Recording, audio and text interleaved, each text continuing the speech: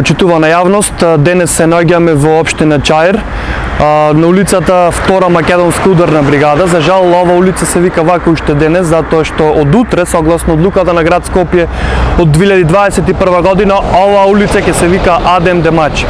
За оние кои не знаат, Адем Демачи има неколку судски пресуди и затворски казни за време на Југославија поради неговиот изразит сепаратизам и борба за голема Албанија и независност на Косово. Од тука го поставуваме прашањето: која е поврзаноста на Адем Демачи со Македонија, со овој народ, со оваа држава? Ние немаме против Косово да се слави кого сака, но дали на пример во Косово се слави Панче Паповски кој бил убиен од балистите во Тетовско? Токму затоа денес ние, младите од Левица, се собравме овде и ги поставивме имињата на загинатите борци од Втората македонска ударна бригада, за последен пат во нивни спомен и во нивно сеќавање.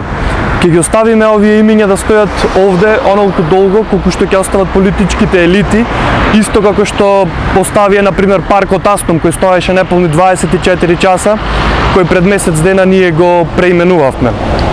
Кога веќе е јасно дека на големо се глорификува фашизмот во Македонија, необализмот, неоврховизмот, и кога се создава удар врз антифашистичката борба на Македонија, сакаме да порачаме дека тоа е скапа игра и обид за релативизирање на антифашистичката борба, токму борба преку која ние ја создадовме оваа држава.